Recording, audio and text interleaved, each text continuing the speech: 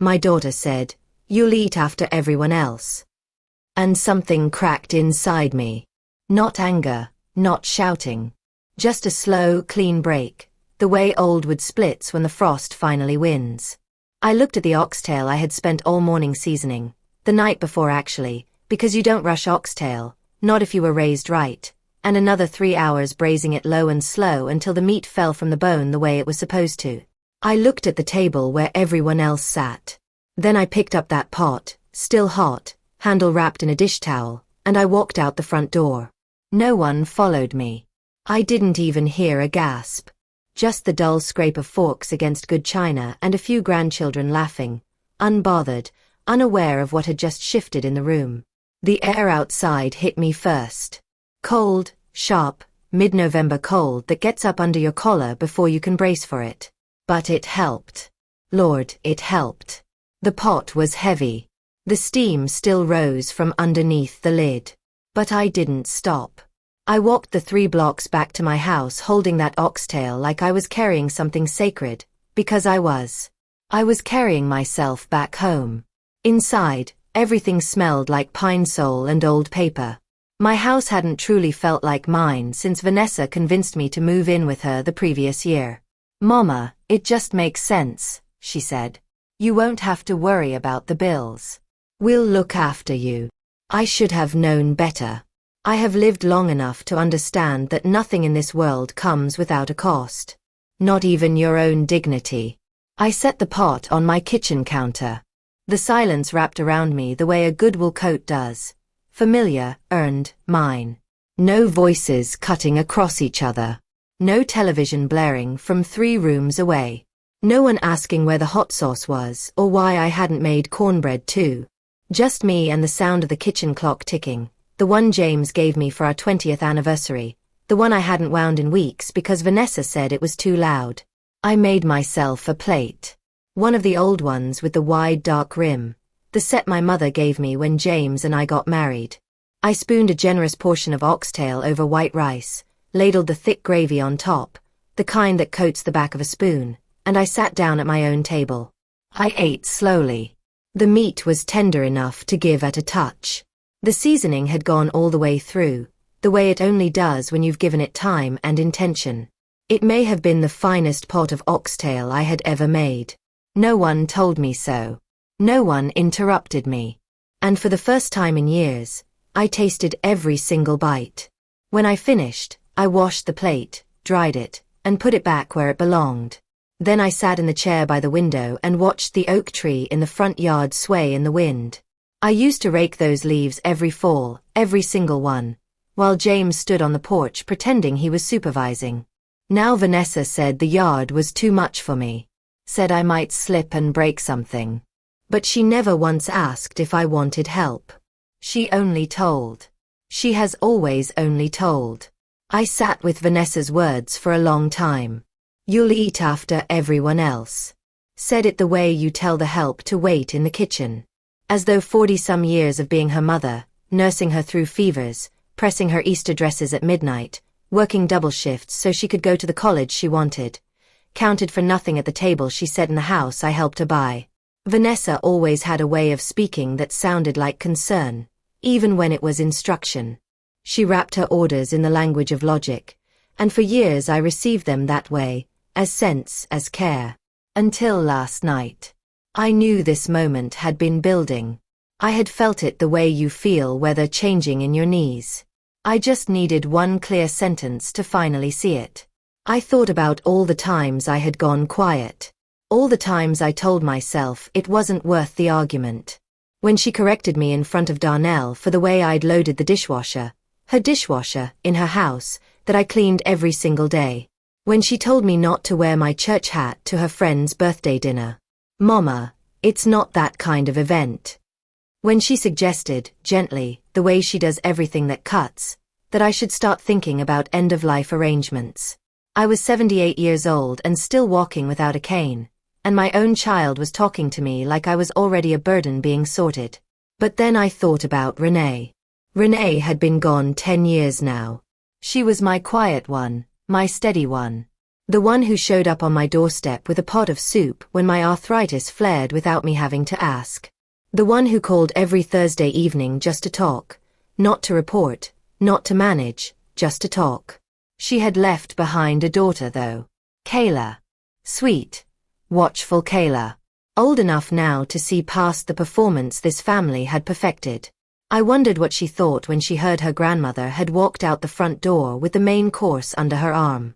And then I thought about myself. About the girl I used to be and the woman I had become somewhere along the way without fully noticing. I wasn't bitter sitting there in my kitchen.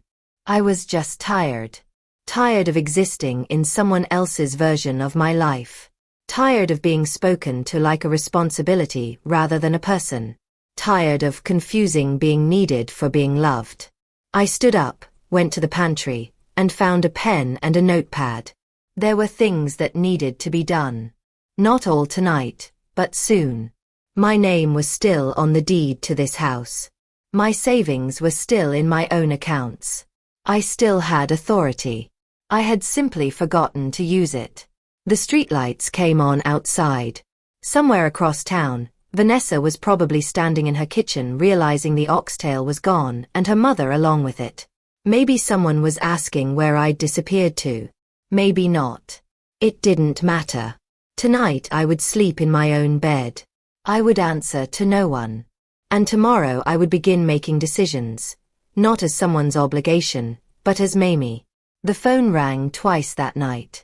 I watched Vanessa's name light up the screen both times and let it go dark. She didn't leave a message either time. Just rang as if the sound alone might pull me back into place. It didn't.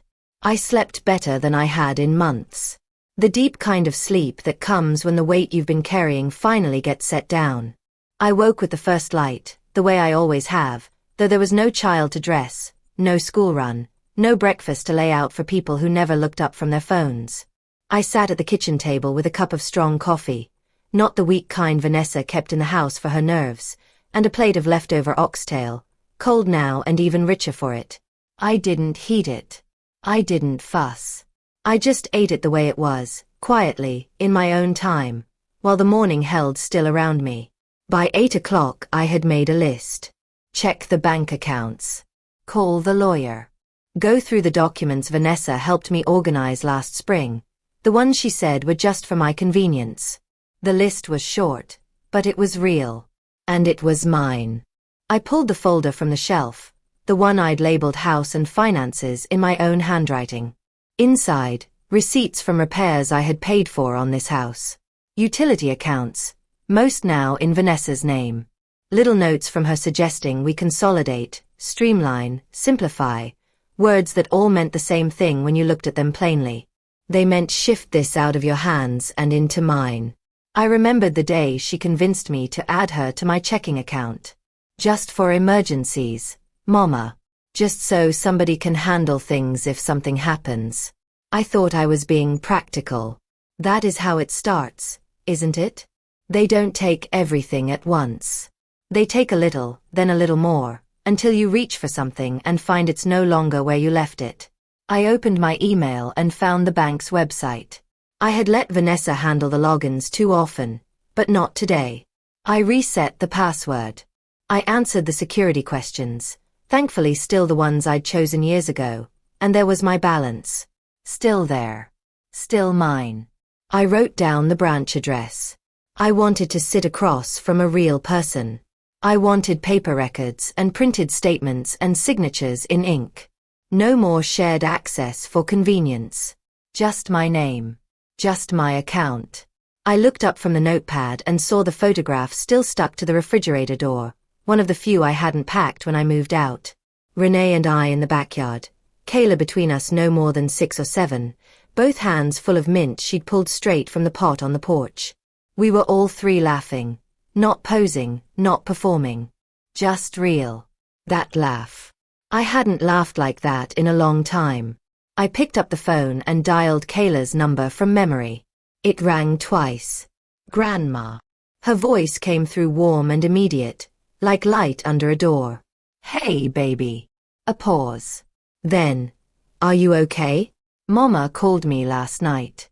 She didn't say much, but she looked shaken up. I figured something happened. I smiled. Something did happen. I remembered I'm still here. Kayla was quiet for a moment, then let out a soft breath that was almost a laugh. Well, good for you, Grandma. I felt the tightness rise in my throat. Would you want to come by sometime? I'll cook. Nothing fancy. Tomorrow, she said, quick and certain. If that's okay. Tomorrow would be just fine.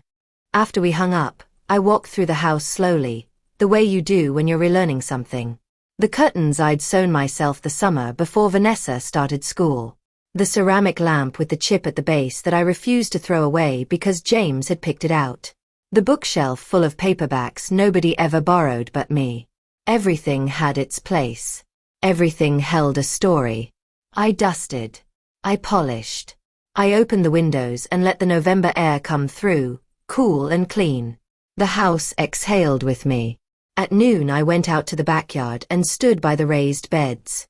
Soil dry but not dead. The collard greens still pushing through. A few stalks of rosemary, stubborn and fragrant. I put my hand on the wooden edge and let it rest there. Vanessa had told me to give up the garden. It's too much on your body, Mama. Just let it go. She never understood what she was asking me to let go of. You don't abandon the things that remind you who you are. You tend them. Even when your knees ache.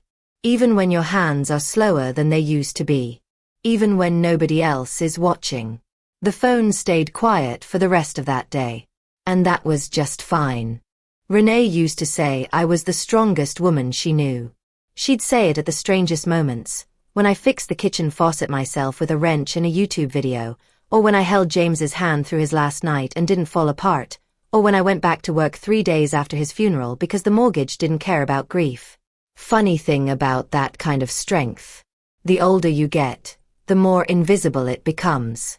You stop being the woman who held the whole family together and become the woman people talk over. The one they pat on the hand. The one they tell to sit down, to rest, to stay out of the way. After James died, I didn't crumble. I cooked and cleaned and paid every bill on time. Worked late shifts at the school district office until I retired. Vanessa was 22, freshly graduated, already looking toward her own horizon. Renee was still in high school. She stayed close. She always had one foot planted in the real world, never so swept up in ambition that she forgot who raised her. Vanessa had drive. Nobody could take that from her. But Renee had something rarer. She had heart. I remember that first month after James passed. Vanessa kept saying, "Mama, you need to let somebody help you." But what she meant was, "You're not grieving the way I think you should." She moved out 6 weeks later. Said the house felt too heavy. Said she needed room to breathe. Renee stayed. She helped with bills when she could, worked part-time after school, made me laugh on the nights that got too quiet.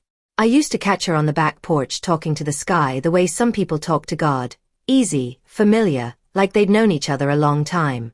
She was never in a rush to leave. Even after she married, even after Kayla came, she made time. That kind of love doesn't announce itself. It just shows up. And when the cancer came, she faced it the way she faced everything. With her eyes open and her voice steady.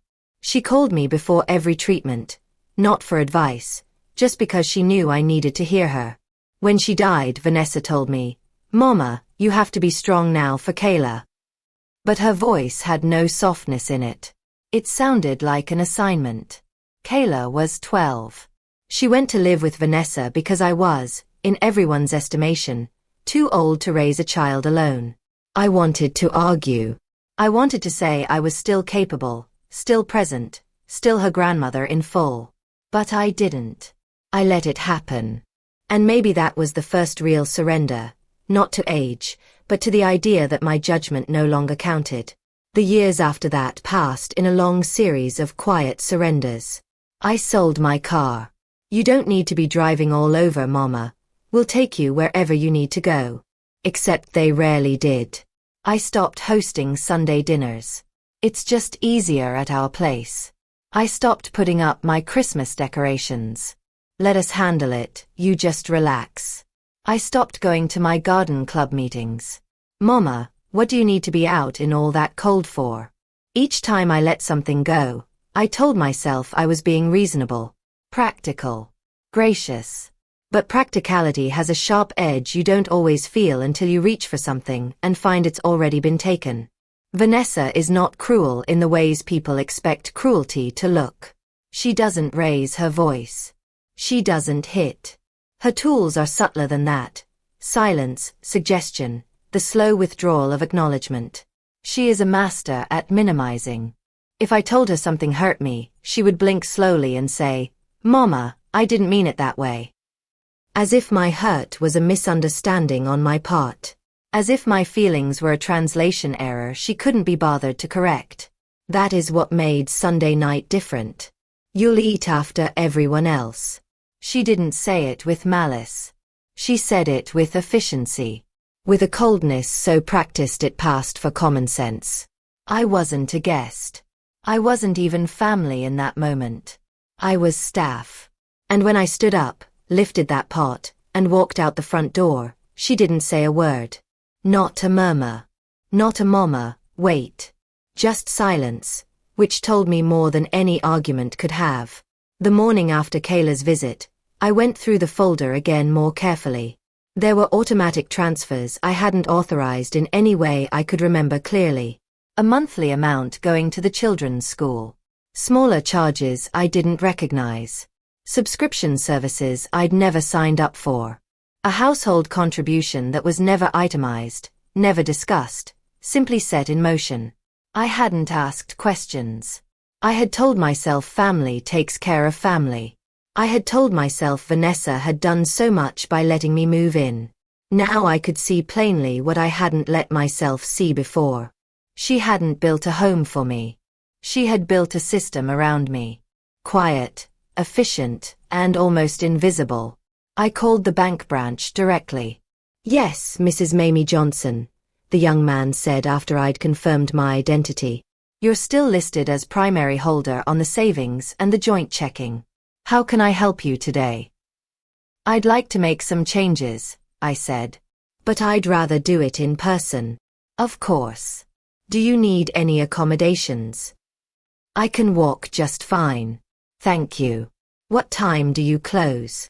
5 o'clock, ma'am." "I'll be there by 2. I put on my good slacks and a burgundy sweater, the one Renee picked out for my birthday the year before she got sick.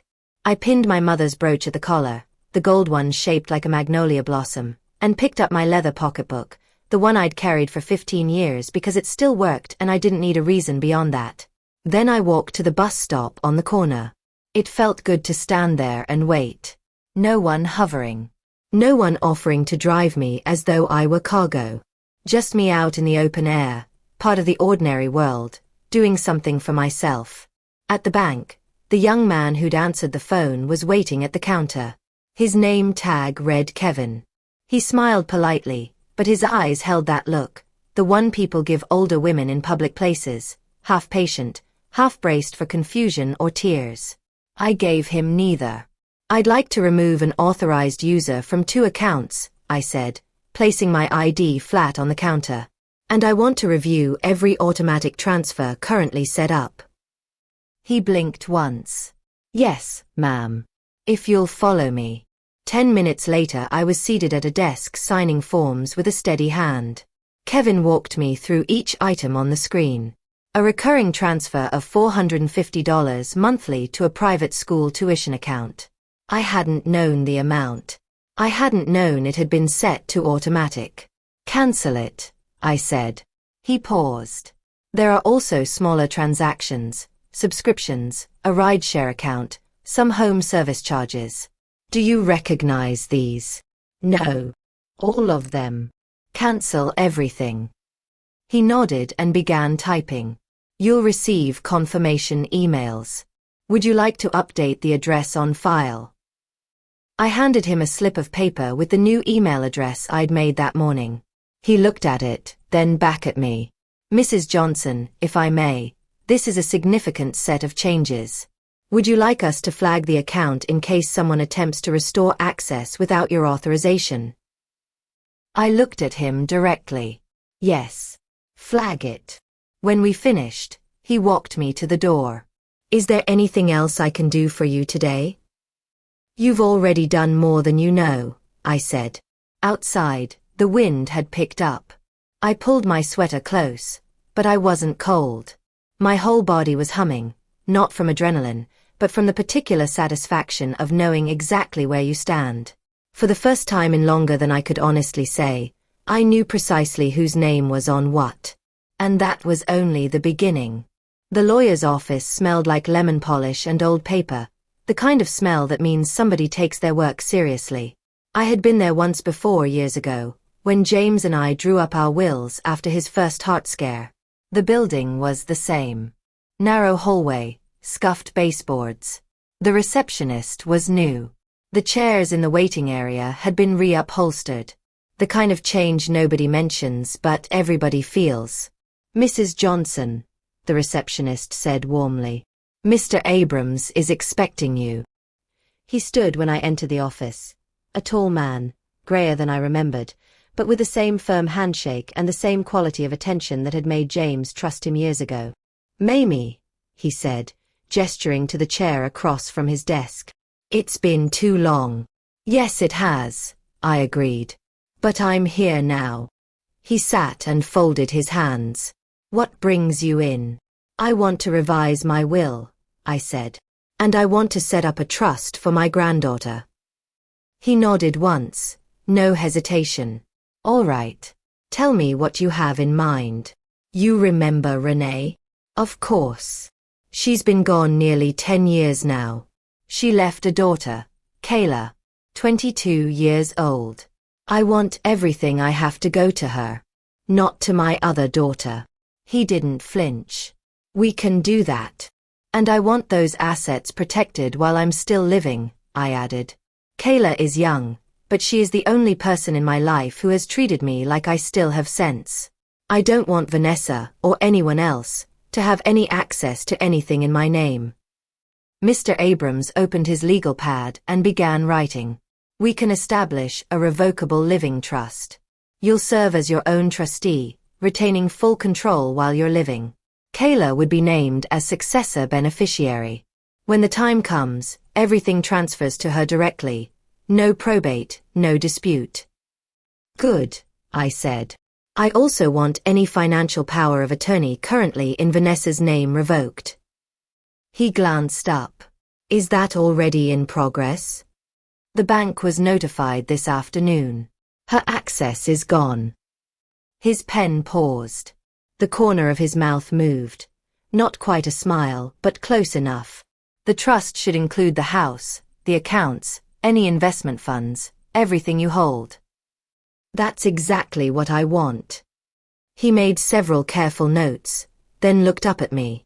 May I ask what prompted this, Mamie? After all this time. I took a breath. She told me to eat after everyone else.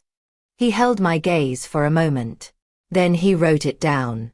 He didn't need an explanation. The sentence was enough.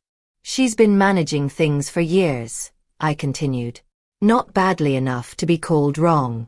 Not kindly enough to be called right. I let it happen because I thought I was being cooperative. Being grateful. But lately I've been remembering that I am still a person. Not a duty. Not a household account with a good coat. Mr. Abrams nodded. And this isn't about punishment. No, I said. It's about clarity. I want Kayla to have what I built, not what someone else redirected. The appointment took another hour. By the time we had reviewed every form and outlined every contingency, I felt more solidly myself than I had in years. As he slid the documents into a folder, Mr. Abrams looked at me the way people rarely look at women my age, with plain, unguarded respect. Most people wait too long, he said quietly, until things have already been drained. I waited long enough, I said. He walked me to the door. Come back Thursday for signatures. Everything will be ready. I'll be here. Outside, The sky had gone the color of pewter. The air smelled like rain coming. I didn't rush. I walked past the pharmacy, past the beauty supply, past the little park where James used to take Renee and Vanessa on Saturday mornings when they were small and the world was still something I believed I could protect them from. I sat on a bench under a bare oak tree and breathed. There is something quiet and strange about reclaiming control after giving it away for so long. It doesn't feel like victory. It feels like posture, like standing up straight after years of leaning sideways. Like finally taking up the space that was always yours. My phone buzzed. A message from Kayla. "Everything okay, Grandma?" I typed back. "Starting to be." Then I put the phone in my pocket and sat a while longer, listening to the wind move through the empty branches above me. The papers were ready by Thursday. I wore my wool coat, the one Renee bought me the year she made supervisor at the hospital. She said it made me look like a woman who doesn't wait to be invited. I folded it over the back of the chair in Mr. Abrams's office as he laid everything across the desk in careful order. "Here's the will revision," he said, touching each page lightly. "Here's the trust agreement. Kayla is named sole beneficiary. You remain trustee. The house, the accounts, the investment funds, all listed in the Schedule A attachment. And here," he paused, "is the formal revocation of financial power of attorney." He held up a thick envelope marked Vanessa Johnson. "Already addressed. Already stamped. She'll receive a copy by certified mail," he confirmed. "Along with the cease letter. She will have no legal standing to act on your behalf going forward." I picked up the pen. My hand was steady. I signed every page slowly and deliberately, watching the ink settle behind me like something finally made permanent. When we finished, Mr. Abrams gathered everything into a large binder and set it on the desk between us. "That's it," he said. "You're no longer operating on assumption or habit. Everything is legally yours again." "Good." He hesitated. "One more thing. Would you like to include a medical directive? Someone to speak for you if you're ever unable to speak for yourself." "Kayla," I said without pausing. "She's young," he noted gently. "She's the only one who still asks what I want," I said. "That makes her the most qualified person I know." He slid the form across and we finished it in under 20 minutes. When I stood to leave, he handed me the binder. "Keep this somewhere safe. Make sure Kayla knows where it is." "I will. Mamie." I turned at the door. "You're not just reclaiming things. You're protecting them. There's a difference worth knowing." I nodded. "That's exactly what I'm doing." I took the long way home. Past the church where James and I got married. Past the elementary school where Renee used to sing in the winter program every December, front row, every single year, because her voice carried. Past the hardware store where James would buy things he didn't need just to stand at the counter and talk. When I finally reached my house, I felt it differently than I had in years. Not as a place I was maintaining. Not as a museum of what used to be. As shelter. As mine. I placed the binder in the drawer beside the flashlight and the spare checkbook and the old recipe cards in my mother's handwriting. Then I sat at the kitchen table and wrote Kayla a letter. Not long. Not dramatic. Just clear. Where the binder was. Who to call. What to do when the time came. I folded it once, wrote her name across the front in block letters, and tucked it under the old cookie jar, the one she always lifts when she visits, looking for something sweet inside. That evening I pulled out my planner and made a different kind of list. Not chores. Not obligations. Things I wanted. A good pair of walking shoes. A raised garden bed for spring. A weekend somewhere near water. Nothing grand, nothing expensive, just somewhere I could hear something other than the inside of a house. Small things. Real things. Mine. Julia didn't knock this time. She rang the bell once, then again. Longer, sharper, the way she does when she expects to be waited on. I finished my tea before I answered. When I opened the door, Vanessa stood on the porch with her arms crossed and her face tight in that particular way she gets when she's decided she's been wronged. We need to talk, she said. I didn't move aside. Her eyes narrowed. Don't play dumb, Mama. You revoked everything. I got the letter from Mr. Abrams. The trust, the will. You cut me out completely. I stepped back and opened the door wider. Then you already have your answer. She brushed past me into the living room without being invited. She always moved through this house like it owed her its walls. Why now? She demanded, turning to face me. After all this time. You lived under my roof for over a year, and suddenly I'm the villain. I sat in my chair by the window. I don't live under your roof anymore. You stayed for free, she snapped. We took care of you. No, I said calmly. I cooked. I cleaned. I picked your children up from school. I covered half the household costs. That wasn't care, Vanessa. That was an arrangement. And I don't participate in arrangements that erase me. Her mouth opened, then closed. She hadn't come prepared for precision. She'd come prepared for guilt. You're being dramatic, she said finally. I'm being exact. She began to pace, the way she always does when she can't control the room. You're leaving everything to Kayla. She's 22. She doesn't know the first thing about managing assets. She'll learn. I should have been part of that conversation. You had years to be part of it, I said. Years to speak to me like a person instead of a liability. You didn't.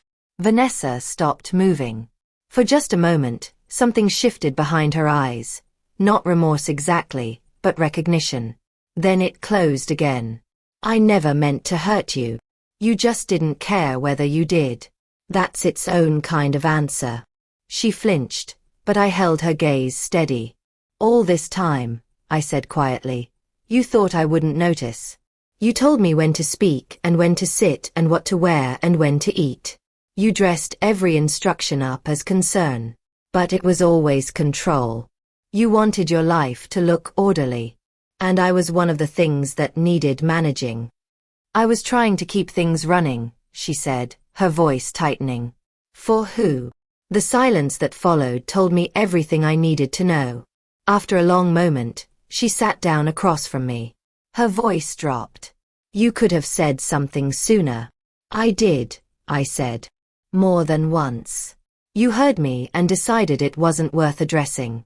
That's a choice, Vanessa. You made it repeatedly. Her jaw tightened again. So that's it. You're just done with me. I looked at her. My daughter, a woman I had carried and nursed and worried over for more than 5 decades, and I felt no hatred. No desire to wound. Only the particular exhaustion of a woman who has finally stopped pretending. I'm not done with you, I said. But I'm done living on your terms. I'm done making myself smaller so your life stays comfortable. That's finished. She didn't speak after that.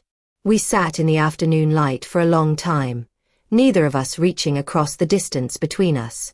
Finally she stood. Do you want me to leave? I do, I said gently. She walked to the door and let herself out without another word. The door closed quietly behind her. I didn't cry. I didn't feel victorious. I felt space, wide and clean and finally breathable, the kind that had always belonged to me, the kind I had forgotten how to stand in. That evening Kayla called. She came by, didn't she? Yes. Did it help? I thought for a moment. It helped me remember that setting a limit isn't the same as being cruel. It's just being clear. Kayla was quiet on the other end, but I could hear the warmth in it. Good, she said softly. Good, Grandma. The days that followed came with noise, not the kind you hear, but the kind that fills your phone. Missed calls. Voicemails wrapped in polite urgency. Texts from Vanessa, a few from Darnell, who had never once reached out to me directly unless something needed returning or replacing. The messages all carried the same thread underneath. They were losing access and didn't know how to function without it. I didn't answer. It wasn't revenge. It was space. I left my phone on the counter and spent my mornings on the porch with a blanket and whatever book I was in the middle of. I'd read the same paragraph 4 or 5 times, not because I couldn't concentrate, but because I liked the way the words felt, unhurried, mine to take at whatever pace I chose. I had forgotten what it felt like to move through time without someone else's schedule pressing against it. Around noon each day I walked. Not far. Just through the neighborhood, past the post office where Mr. Earl always had something to say whether you had time for it or not, past the fish market, past the beauty shop where Sister Caldwell had been doing press and curls since 1987. Sometimes I bought lemons or a small bunch of greens. Sometimes I bought nothing at all, just to remember what it felt like to be out in the world without a purpose attached to it. I cooked for myself in small, honest portions. A single skillet of cornbread. 1 bowl of butter beans with smoked turkey. I ate at the table, from a real plate, without a screen in front of me. That mattered more than it might sound like it should. On the 3rd evening, the doorbell rang. Not Vanessa. Not Darnell. It was Marcus, Vanessa's son, 16, all nervous energy and oversized sneakers, holding a paper bag and looking everywhere except at my face. "Mom made me bring this," he said, extending the bag forward. "It's food. And a card." I took it. "You want to come in?" He hesitated, then nodded. Inside, he stood in the hallway while I looked in the bag. Fried chicken in a container. A slice of sweet potato pie. The card inside was unsigned. "She's scared," Marcus said finally, clearing his throat. "Of what?" "Of you not forgiving her, I think." He shrugged. "I don't know. It's just different now. You were always there and now you're not."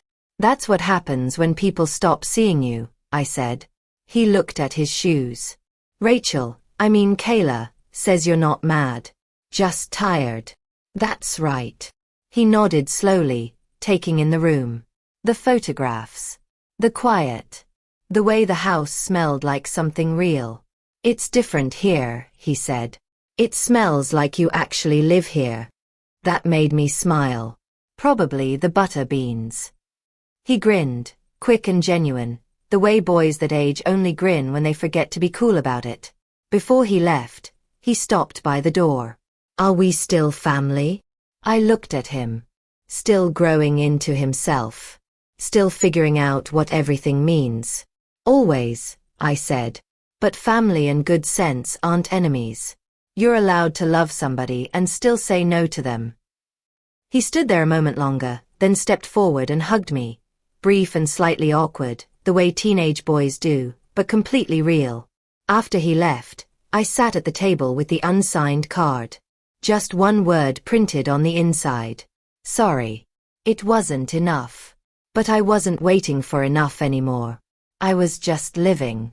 I signed the lease on a Tuesday morning. Small apartment, 2nd floor, 2 rooms and a kitchen. The windows faced east and caught the morning light in a way that made the whole place feel like an invitation. The landlord, Mr. Patel, was a decent man who helped carry boxes up the stairs and told me I could paint the kitchen cabinets any color I wanted as long as it wasn't black. I chose sage green. Kayla helped me move in. We made a whole day of it, unpacking slowly with iced tea in mismatched cups, laughing when we found things I didn't remember owning. She hung a small framed print above the kitchen sink, a lemon tree, soft colors, slightly faded. "It looks like you," she said. "Rooted but still going." "That's nicer than being called stubborn," I told her. She put a trailing pot hose on the windowsill before she left. "Every woman needs something growing," she said. "Proof you can still tend things." After she was gone, I sat on the couch in the new quiet. This silence was different from the silence in Vanessa's house. That silence had weight. This one had room. It didn't demand anything. It just settled around me like something that had been waiting. I made a simple supper. Sautéed greens, a boiled egg, a slice of bread with real butter.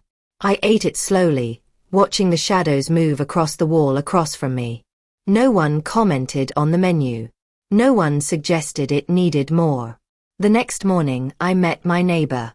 Her name was Ruth, 83 years old, walking with a cane covered in small floral stickers, looking me over the way church mothers size up new members. "You're the one who just moved in," she said. "That's me." She leaned closer. "Don't put trash out before 5. And the woman in 2B feeds the squirrels. Don't say a word to management." "I like her too much." "My lips are sealed," I said. She tilted her head. "What brings you here at your age?" "Divorced. Widowed." "Then what?" I didn't hesitate. I remembered I'm allowed to live on my own terms. Her lips twitched into something that was almost proud. "Well," she said, "it's about time somebody did." We stood in that hallway talking for half an hour, about the best produce market in the neighborhood, about her late husband who had loved jazz and burned every piece of toast he ever made, about what it means to get old in a world that keeps trying to make you invisible. She reminded me of women I had known all my life. Sharp on the surface, deep underneath. The kind who had weathered more than they ever let show. A letter came on a Wednesday, cream-colored envelope, wide loopy cursive I didn't recognize at first. The return address stopped me. Helen May Carter. Lord. I hadn't heard that name in 30 years. We'd lived 3 houses apart when the girls were small. She had twin boys, loud and fast, always tracking mud.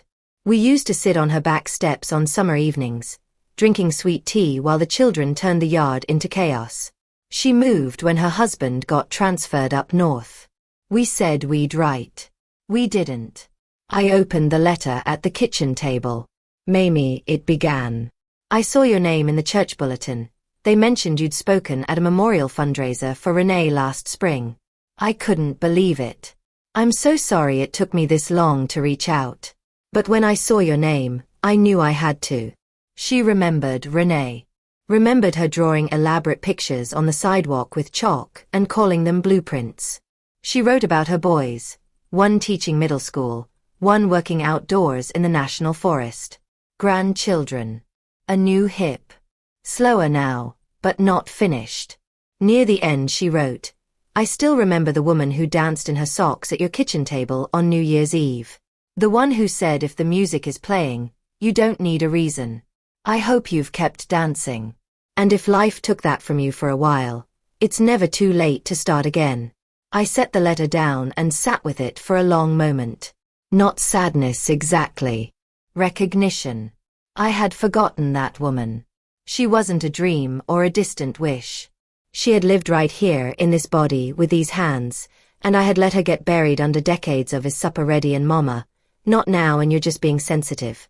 I crossed to the drawer where I kept old dish towels and reached to the very back. A CD in a paper sleeve. Grandma's jazz written in silver marker. Kayla's handwriting from years ago.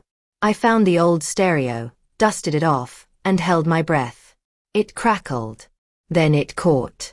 Nina Simone's voice filled the kitchen, low and certain, like she had always been there waiting. I stood by the window. Then I let myself sway. Just slightly. Just enough. The floor creaked under my feet and my knees registered their opinion, but I moved anyway. In my socks. In my own kitchen. With no one watching and nothing to prove. It wasn't dancing, not exactly. But it was close enough to matter. I wrote Helen May back that same afternoon. I told her about Renee. About Kayla. About the pot of oxtail I carried out of my daughter's house and down 3 blocks in the cold, and how that walk had started something I couldn't fully name yet but recognized as myself. I didn't mention Vanessa. There wasn't any need. I ended the letter the way she had ended one to me decades ago, after I'd spilled sweet tea on my good tablecloth and nearly cried over it. "You're allowed to be a little undone," she had written then. "Just don't let anybody else call it weakness." I hadn't forgotten that. Even when I'd forgotten almost everything else about who I used to be. Rachel, Kayla, came on a Friday. No warning. Just a soft knock and her face at the door, holding a brown bag. "I brought mushrooms," she said. "And those little pearl onions you like."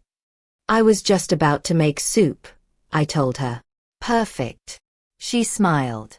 "I'll chop." We didn't rush. The kitchen wasn't large, but we moved through it easily, the way women do when they've cooked together enough times to know each other's rhythms. I showed her where I kept the knives.